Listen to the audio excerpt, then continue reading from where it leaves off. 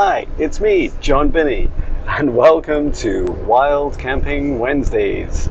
This is the first in a series of videos I am making about my adventures around the world, starting with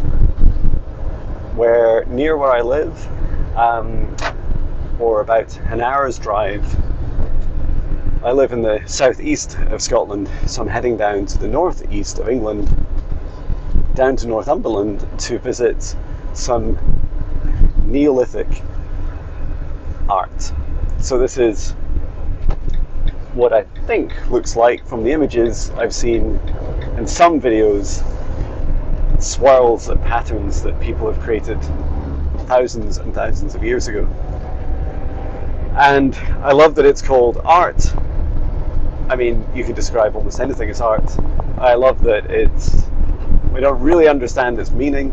I did a little bit of research, like I watched a couple of YouTube videos, read some informative signs about the area, and I think it's really fascinating visiting a place like this. Now, I don't think I've seen Neolithic art before. Maybe I've seen, carvings in the rock from Pict and Celt times, but not Neolithic.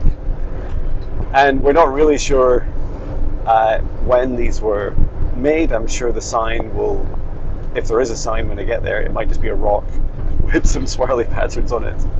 If there is a sign, it'll probably make some statements about our best guess. But I loved reading an author described, don't allow anyone to tell you what these, the dates are and what the purpose is, because no one really knows for sure. We can only guess. And it's really surprising. There are, I believe, thousands of these across the UK, and they're also present in Spain and other countries. This similar style, and that's quite astounding in itself. That these people were clearly moving between different countries, or should I say their art for sure was, whether they were traveling with it or not, we don't know. And why am I doing this? Well, I have an interest in anything ancient. I love the mystery and the magic. It's the Indiana Jones inside of me, and I also just love just experiencing something new. I love it when we don't really fully understand everything about it. I love that aspect of it. And I also wanted to go wild camping, and there are a few places in the area that I'm going to. And I believe there's even a few Neolithic art sites in Northumberland. Some in the hills, some kind of in forests, and obviously the world changes a lot in a few thousand years. So it's really cool that they're distributed in different places. So that's me, that's my adventure, and I'm looking forward to getting there. I've got my dog Patch here with me. We are going off grid for 2 days, and it's so funny. Here I am getting myself out of my comfort zone, and I'm going through this very human reaction of doing the things that humans do when they attempt to leave their comfort zones, and that is I'm just like hanging on to all these different aspects of the creature comforts that I love. I think one of my power banks is banged against the other, so that's them chatting away to each other. That's one example, and that is that the electricity is one thing. My camper van doesn't have gas or propane, should I say. So I use primarily electricity, and I also have solar panels, and I also charge my batteries when I'm driving. and then I have 2 power banks, and you can charge these however you want. You can charge them at home and bring them into the van, but most of the time I just charge it here from the van itself, mainly from solar. And then for heating, I have a diesel heater, and whilst it's using a fossil fuel, that fossil fuel at this time, sorry Veg, this fossil fuel at this time is abundant, so certainly where we live, so we can just use fill up our diesel tank, and the heater uses the fuel from the tank, which is fantastic. So really, as long as it's solar and you keep an eye on your electricity consumption and you keep an eye on your fuel tank, then you don't really run out of power. I'm also taking water with me enough for 2 days, and I'm not really sure how big my water tank is. I did buy it and fit it myself. However, I'm not convinced that it's filling properly all the way to the top, and it also has, I have a hot water system. And now here's a would you rather question, and that is, would you rather have a hot shower and lose about a third to half, somewhere between a third and a half of your total power capacity, and not sure if you have enough for 2 showers in your 2-day trip? Or would you rather have a cold shower and have pretty much an abundance of electricity? It's hard, right? Plus, the water tank sits just underneath the vehicle, and what's difficult about that is that it gets cold, just as cold as outside. Now at the moment it's about 10 degrees Celsius outside, so that's not so bad. Not sure what that is in Fahrenheit, but it's a very refreshing swim if you're just swimming 10 degrees. And when I had an ice bath at the Wellbeing Centre I worked from on a Tuesday, I had an ice bath there at 5 degrees Celsius, so just 5 degrees above freezing. That was very refreshing. But so I don't know what my decisions will be about power usage, but it feels like very much a first world problem to figure out.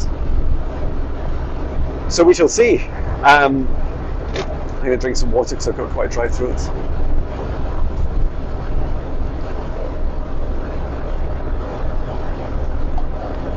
And I wanted to have a chat with you, in part because it feels like you're here right next to me.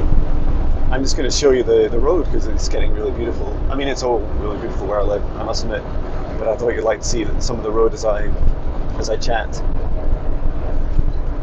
We're just passing Torness. There's a nuclear power station just next to where we live. Not everyone agrees with nuclear power, but it has continued to serve us well in the area, and it's also brought a lot of employment through the decades. It was built in the late 80s, and its lifetime extended. There's just some beautiful areas around it, and for those of you who are interested in the more metaphysical side of reality, whenever I'm down in that area, there's a very high vibe, like you're right next to the power station, like literally just the other side of a fence from it, and yet it is a very high vibration feeling. It feels like to me it feels like some sort of Atlantean palace, not huge, but very, very high vibration, and feels really lovely to be there. And the only sad thing is that since we sold our car, we can't get down there for dog walks. I'm not really sure where we'd have to park. Maybe we can find a place that doesn't. There's a height barrier that stops us, so we can't get too close. So we shall see how those adventures go. And this is just heading down the A1. So we're on the A1. This is the road that heads directly between Edinburgh and London. I think it's it's certainly the longest road in the UK, and maybe the oldest. I mean, I don't really know what the class is a road, or even the age of a road, but it's it must have been before it was tarmacked, a place that people walked, and then later had on horses, and then horse and carts, and then the rest. I wanted to talk a bit about the future, and I've already just done a video about some of my futures, including, I'm going to be spending more time in the van for the next couple of weeks, so I bought a new microphone and like a little kind of USB mixing desk thing that allows you to connect it to the laptop, and it's the exact same microphone that I use in my studio, so I'm really excited to use very high quality audio for my client sessions, podcasts and all kinds of stuff, so really excited for that. And what's funny is I think it's arriving this afternoon at my house, and of course what's annoying is that I'm not there. But what I might do for the second night is drive up past the house, and maybe head north, and in which case I could also top up in water, or even if I stop in for something like 40 minutes or 50 minutes, I can charge a power bank. I mean, it's kind of cheating in terms of being off grid, but on the plus side, anyway, it's Wild Wednesday, not Wild Wednesday and Thursday, right?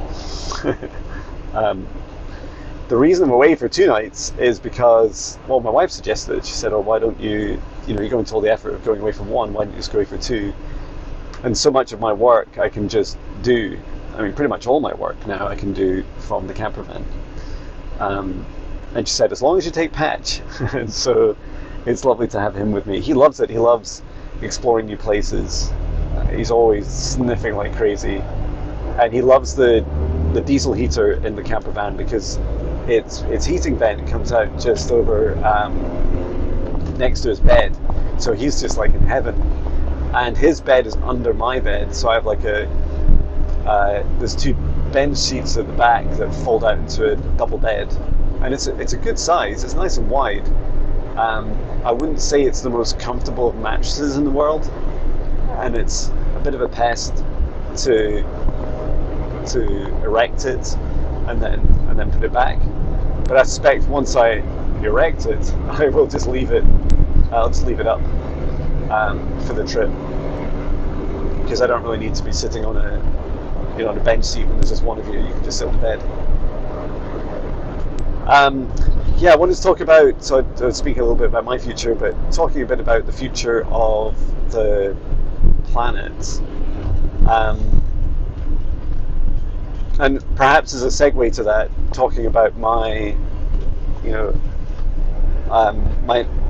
limiting beliefs, my self-limiting beliefs. And maybe I'll practice just now, like trying to describe some of them. I feel like I have self-limiting beliefs that I struggle to express. And then I have self-limiting beliefs that I'm not consciously aware of. And one thing I did when I went to when I first left my corporate job and started doing this work, my psychic and spiritual and energy healing work, I started doing that full time. It's just at the start of that journey, I went on another vision quest for a couple of days, and I went to the place where I was from about the ages of 2 till 5 years old, and I didn't really know why I was going there. I knew it was good for me to do it, and it was like a vision quest. I didn't know what, there's a quest, you don't know what the vision is, and it's a bit like asking a question that you don't yet know what the question is, and then you also don't know the answer. But you just feel that they're there, you feel that they exist. So let me try and just brainstorm some of my self-limiting beliefs. One that one I noticed today was I saw a pop star, a very famous pop star on my YouTube feed, or should I say rock star, and I was like, oh, I just thought I'd love to have them on my podcast. It was just a funny thing. And then I was like, oh, why? And then my ego mind, my limiting belief was like, John, they'll never come on your podcast. And I was like, well, why? And then my mind was like, well, like they personally will only be interested in things that further their career. And then secondly, they'll only be interested in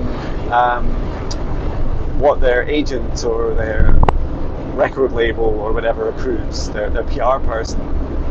And I was like, well, if I never ask, if I never invite them, they'll never come. They'll never even know to reject it. I was thinking, that's interesting. That's a self-limiting belief. Now, you could argue there's a lot of logic behind that, right? But if, for example, one of my successes is a very popular podcast, and it's really interesting because I was just reflecting on like how much popularity would I be comfortable with it. I don't know. I feel like I'd be happy for it to be, accessed by millions of people. I do feel I really enjoy being myself in these podcasts. And the podcast I'm talking about specifically is the mindful leadership podcast that I do with Natasha and Natasha Rocha. So we just did one this morning with Darren Soul, talking about helping people with their podcasts, and also he also works in recruitment, and I think that's really fascinating that you can have guests on that have quite a diverse range of topics to discuss and incomes. It was just really lovely. I really enjoyed it. And I always feel, you always know when something is good for you, because afterwards you feel this really quite sustained joy. And I describe that more than like a kind of dopamine hit. It's much more than that. What else is limiting? What else am I self-limiting? That the rest of the world won't listen to me. And maybe that, I think the podcast example was, one illustration of that. But my opinions, my predictions of the future for humanity, my desires, my support for wanting our darkness and light to be seen, all of us to be seen, and to allow us to reach harmony and balance and equilibrium. And I guess a self-limiting belief is that, somehow my opinions aren't important for the rest of the world. And that's really fascinating, because then you think, well, what about if I break that down a little bit, well, what about my feelings of my abilities, as a psychic, as a quantum healer, as a reflexologist, my software engineering and AI skills, like all these different skills and abilities I have, how do I feel about those in terms of their potential impact on the rest of the world? And perhaps one way of me, reflecting a bit more deeply on that is the feeling of it. And if these things bring me joy, which they do, then I can feel into, well, here's joy. When I do these things, it follows great joy for me, and it's really amazing. It says that A1's closed. What? A1 closed, no access beyond Grant's house. We're just passing Grant's house, I believe. Grant's house is a name of a village. Well, we'll see. We do have a lot of fuel. What's our range? Let me see. our range is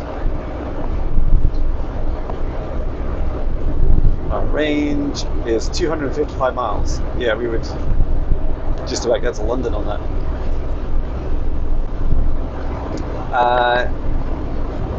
So I don't really know what to say about these limiting beliefs of feelings, but I do know that when the joy holds you and it sustains itself and you're excited about doing it, then it's likely that and you could argue that you're helping others, but it's up to you what you find your joy in. I love helping others, and I often feel the greatest joy from that. It's just so rewarding. What that brings me is this beautiful opportunity to follow that joy and then say, okay, what my joy brings me is quite fantastic growth in my skills. That because I enjoy it, I love it, and a bit, like when we're super young and we're playing with someone, it's like, hey, now let's do this, like we're playing with toy figures, and let's play with cars and toy figures, and then let's go outside and play with cars and toy figures, and you just explore and you have fun with it, and you play around. I really love that.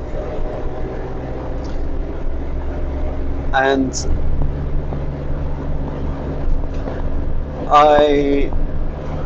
yesterday something happened to me, which was a client came in to the Wellbeing Centre, Naked Revive in Haddington, and they just popped in to see me. They knew I worked on a Tuesday, and they were chatting with Ria, one of the owners, that was at the reception, and they were just saying,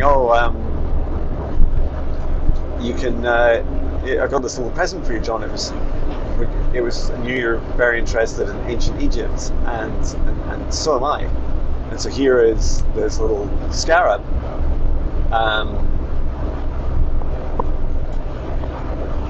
So that was just fascinating. I was just I was literally shocked. I was like, why would someone come in to see me?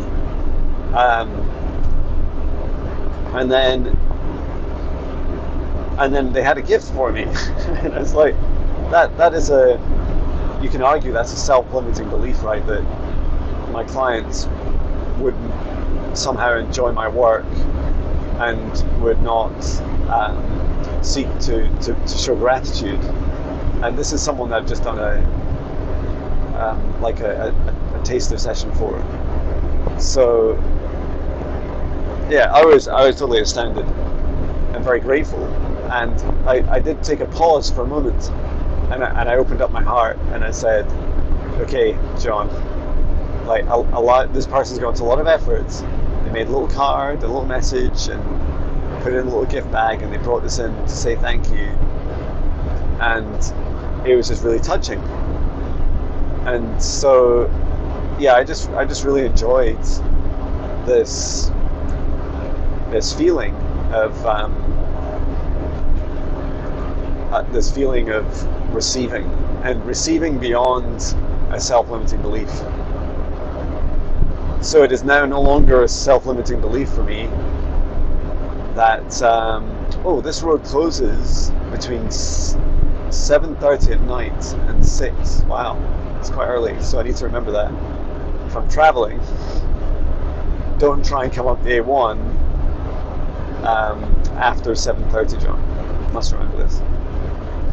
So the future, back to the future. Where was I? And you could argue that there are self-limiting beliefs for many, and my strongest exposure is to the Western culture of where I live in the UK, and most of my career has also been working with people working in America and Canada. I've also had some exposure for about 5 years, including 3 trips to Japan. I've had time working with the Japanese, and I really love that. I loved the difference in culture was quite stark, you know, and I would say almost all of the experiences I felt were very, very positive from a business perspective. I also reflect a bit about the elections that have been going on in the US. They just announced the winner. I saw, like, my guides were busy telling me that what happens is that the voting is all very interesting, and these are like plays for, of course, for control of the country, but also people vote for the person they think will have the best chance at helping the country succeed, or it's a vote because they don't want someone else to succeed, whatever their reason. Excuse me. But what I did hear from my guides is that some of this is just a show, right? I mean, do you really think that these people are actually in power? That those people have full control over every aspect of the country? Simply they don't. And a lot of it is an illusion of control. And just like the illusion of control of these kind of, how to describe them, legendary families, or these elite institutions such as the Illuminati or Cabal, or whatever your beliefs or labels are you give. There's no doubt in my mind that regardless of labels, that labels aside, that it's true that 99% of our wealth sits with 1% of our population.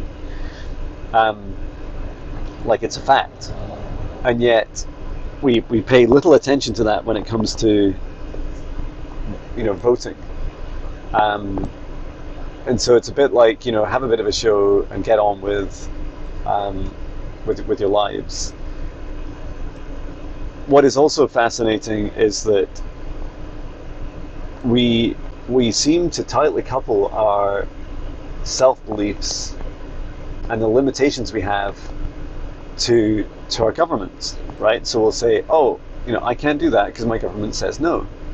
Well, why? Like, why? First of all, is it true that your government is actually saying no? Like, is there a law stopping you doing that? And then, check the law, read the law.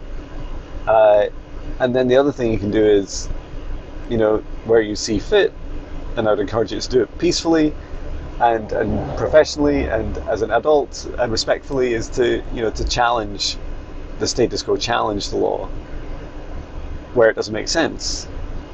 And for example, if it was somehow illegal for me to be going and camping in a public car park for tonight,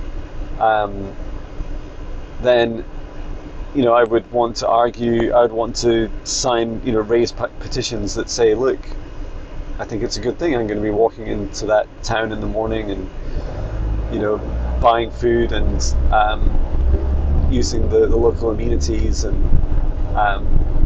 I think that it's important that we allow people to be, to travel and roam our country, to be free, to truly be free.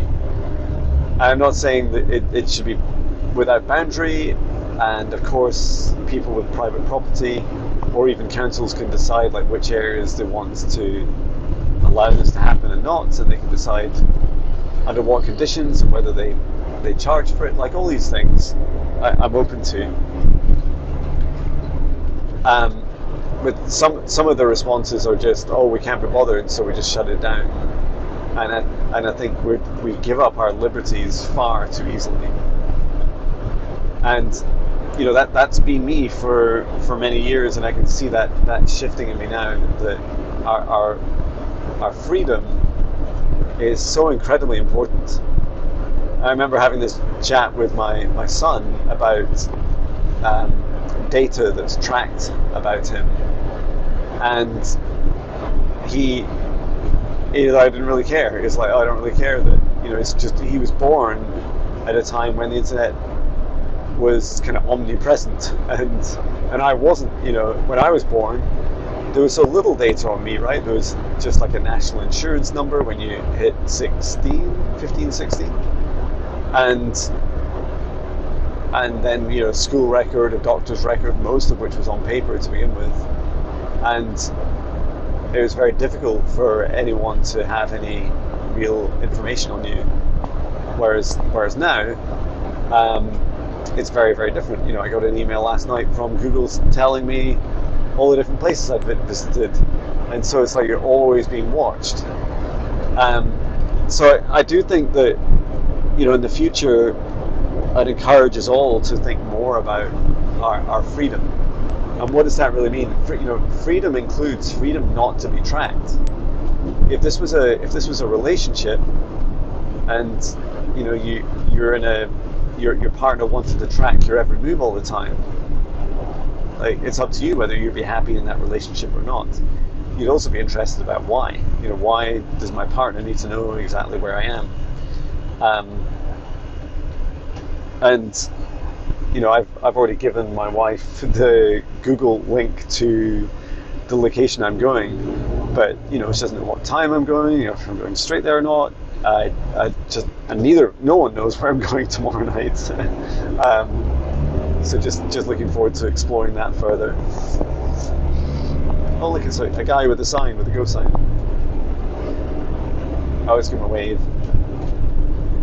Thank you. Oh, you gave me a wave back. You never stop being human, right? That is a tough job.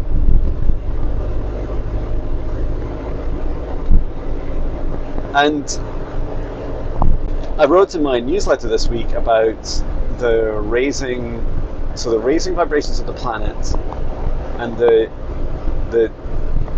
what do you call it? The kind of disintegration of the veil. I described the veil as like this energetic wall that separates one very obvious thing it separates is the third and fourth dimensions, but it also acts as like a way of especially leaders in control, whether they're in government or whether they're in large global corporations. It allows them to hide their energy, and so they can hide behind that and say lots of great things. They can say, oh, look, I'm amazing, and I really care about humanity, and I really care about my people. And then but the energy can be very lackluster behind that, and very small compared to what they're saying or even doing. And so that veil is thinning.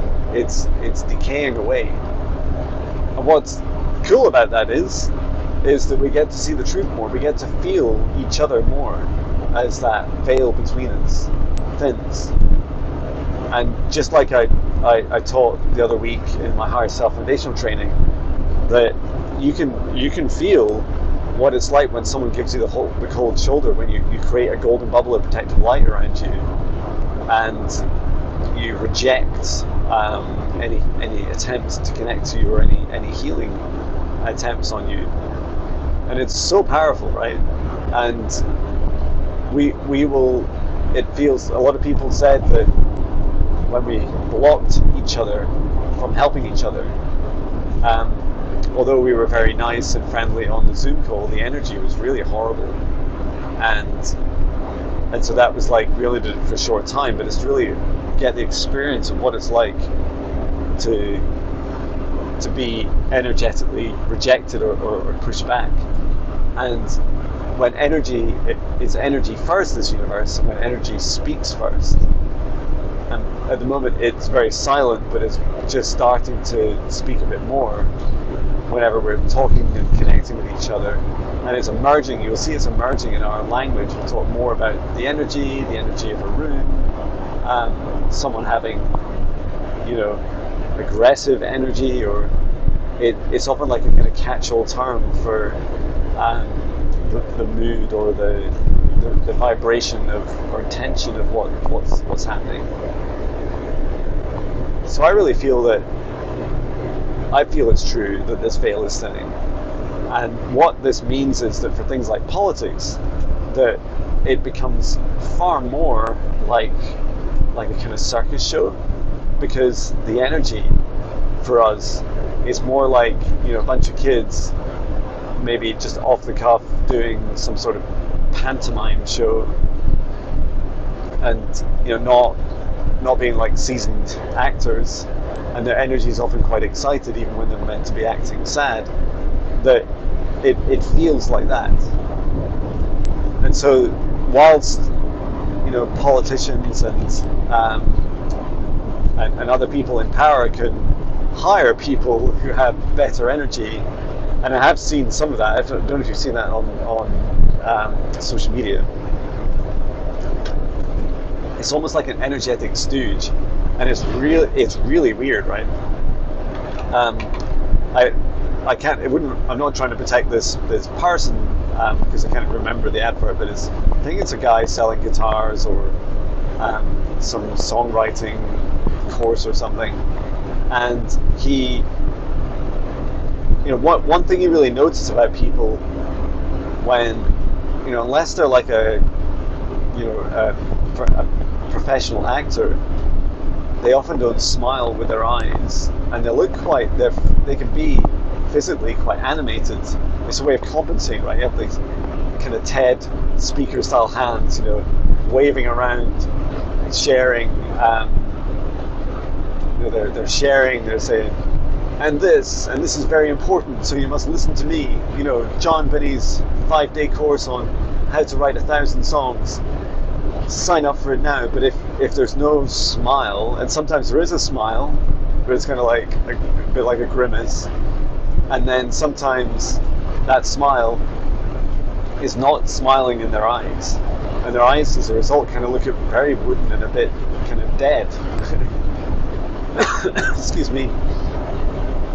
And that's quite grim, right? Like, if you want someone to advertise your product, you need the energy to be in it, and you need their energy to align. And the more sensitive we become to energy, and the more we practice it, that sensitivity, like we give feedback on it, like I am just now, then it's just so helpful, because we start to create this flywheel, this feedback loop that says, I consumed something where the energy was out of alignment with the offering, or the energy didn't match the words.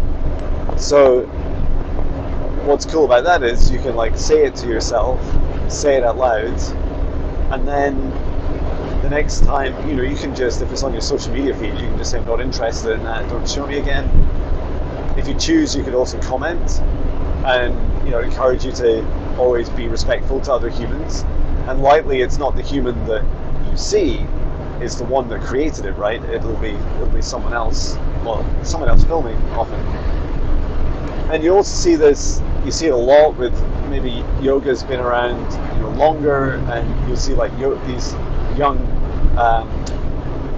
women in particular, but not just women, and men as well, being put forwards, and they have nice, really quite innocent energy, but there's just this weird feeling about it, that there's something kind of lurking in the background, and that's the energy of those influencing them. They're just trying to hide behind this person, and darkness has been hiding behind light for millennia, so it's nothing new about it.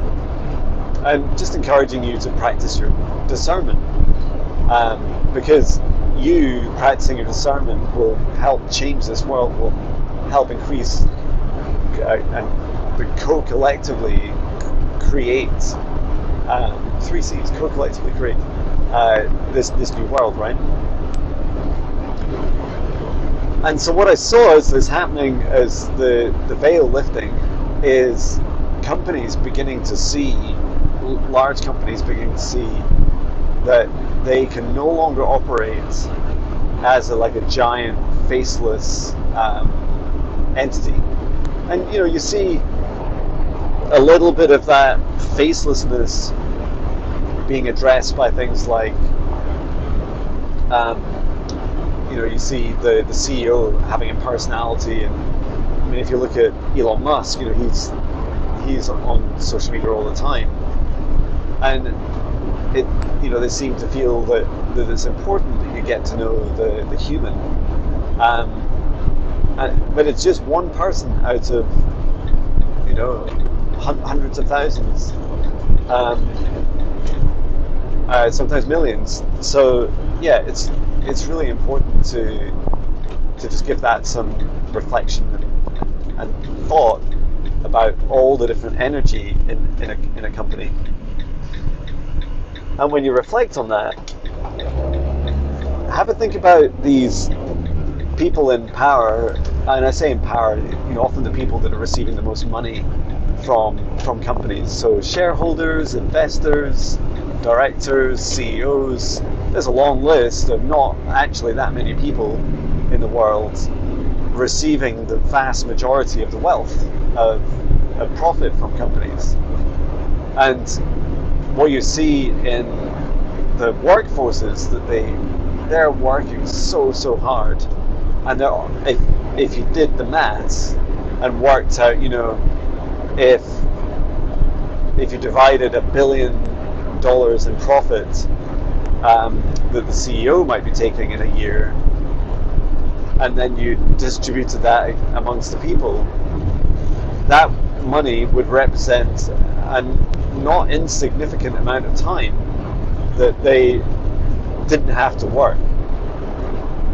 And also, weirdly, what happens is that often rich people sit on their money, that like they invest in it, or it's almost like the money, it's like their employees work that bit extra. So let's say they work 20% extra hard so that the company can make 20% profit. All this is happening is these, the rich people are making money off the poorer people and making the poorer people work harder to directly line the dollars in the pockets of the rich. Now, I'm not saying this is some like John Binnie revelation about how the world works, but I think it's a really interesting, simple fact to bring our attention to, because these are powerful facts, right? If you had the option of asking each worker in larger companies, would they rather work an extra hour, or would they rather go and give their CEO that money, or would they rather go and spend time with their loved ones or with their hobbies, or both? And everyone gets to choose, right? But if they literally had a choice, I suspect many wouldn't choose to line the pockets of already very wealthy people. And so what I saw was that this becoming more of a reality, almost like, if you imagine that your CEO is a tax because they take a lot of money, what does that mean for you as a person? Are you happy paying that tax? Are you getting value for money? Are you getting good leadership? Do you have a good work-life balance? Do you feel your pay is fair? The conditions are good? That you're happy and healthy? Well, these are just all questions for you to reflect on. And what I've typically done, and I've not always been amazing in my career at confrontations with leadership or trying to significantly influence them, more what I've been doing is I've just voted with my feet and just left. I'll probably tell them the truth on the way out. I think pretty much every time I have. The only time I haven't is when the relationships have broken down so badly that it would just be me burning a bridge. And by burning a bridge, I mean I would never work for the company again, but more that where I work in Scotland is a very small place and people know each other. So why, when he said, she said, he said situation, why just cause extra aggravation when you're leaving anyway? And that was, it was really fascinating to to reflect on, because I do feel what will happen is companies will start to realize that there's better ways of recruiting. We were talking on the Mindful Leadership podcast with Darren Soul about this, and he works in recruitment, and I've just spent 8 years, or actually before that another year and a half, almost 9.5, 10 years in recruitment. And it was so fascinating because we were both talking about the future and saying, well, we feel that companies will advertise not just location and salary and working hours, it'll also be like work-life balance. You know, how a company allows you to be autonomous, and you know, it gives you flexibility about how you work, where you work, you know, whether it's from home or in the office, like all these things. And that, you know, all these important dimensions of, you know, if you could achieve your dream life and these were more important to you than your salary, then I think that's a really interesting, you know, trade-off, because it's actually quite hard to find jobs. It's really hard to find jobs with a good work-life balance, because most of them say, oh yeah, it's fine, you know, you can just leave at 4, and then the reality is when you join the company, they're like, oh, everyone else works at 7, so like you're leaving 3 hours early, and that's difficult for us. So I'd love to see, you know, companies getting really clear about what they want to offer employees, because I do feel that actually you're far more productive when you're in flow. If you can get an employee, a human, into their flow state where, you know, they're feeling energized, and that was I was just waving at a motorhome. It's a thing in the UK where if you're in a motorhome, you wave at each other, and then when we sold our motorhome, no one waves at us, but it's every now and again one will wave at me, and so that's really cool. So apparently we're 12 minutes away from where I need to go to, which is interesting, so I better pay attention to my GPS. So anyway, I think what will happen is people will start moving to companies where they see a better balance, because I realize that you know, your energy and your health and your happiness and your joy and your family, they come first. And they come first because they actually dictate your ability to deliver, to be productive, to service customers, to do your job, not the other way around. You know, people often say, oh, I've got to work to, you know, survive. No, it's not true. You've got to survive to be able to work. You know, you've got to, if you stop drinking water, you die within a few days. If you stop eating food, you die within a few days or weeks.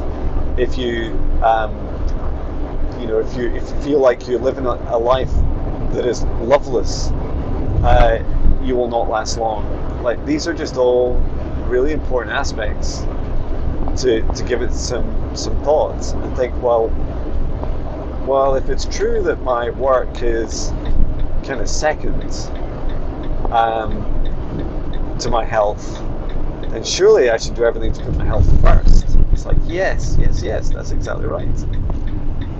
So just flip you around. We are driving towards Wooler, which is in Northumberland, near where I'm going to stay. So this is me turning off A1 onto the country roads into the sunset. So we're not far. 12 minutes apparently. Now it's really funny, the place I'm going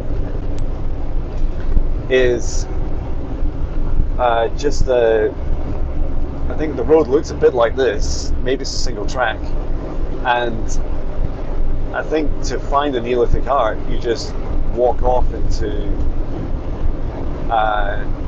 some wood somewhere. Like, I don't think there's a grand entrance or anything. It's really funny. And this doesn't feel like the landscape around here feels very much like home. Like, it's not. I mean, okay, most of the UK feels very similar, because the climate's very similar, but it just looks very much like the surrounding fields and villages of where I live.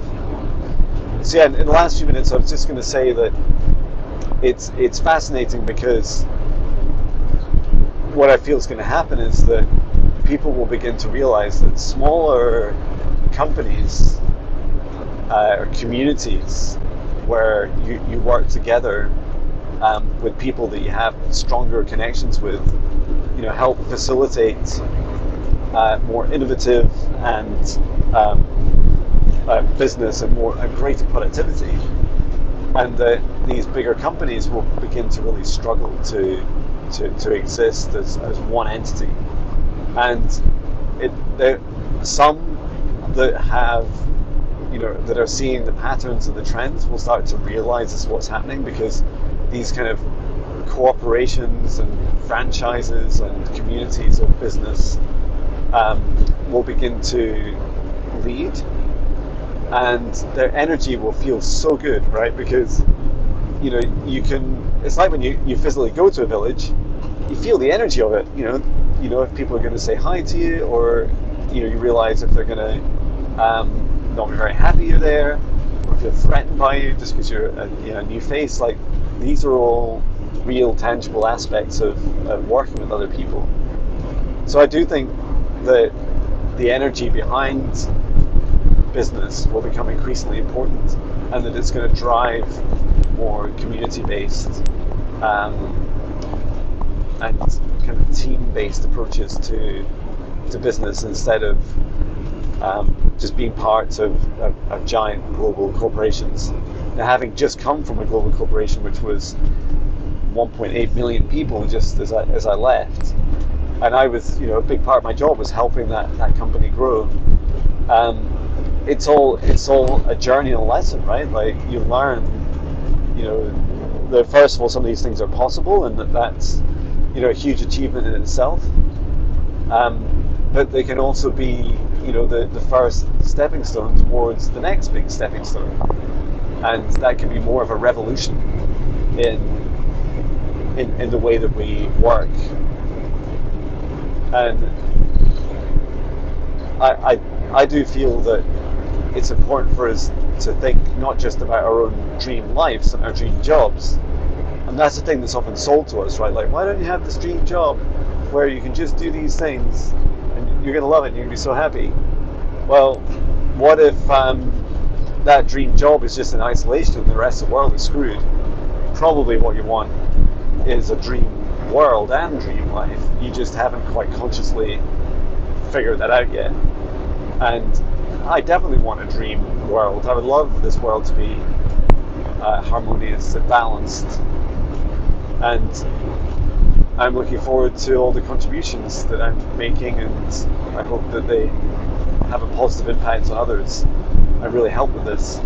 There are these really strange grooves in the road. Like something very heavy has been dragging along here. It's making the van drive a bit strange.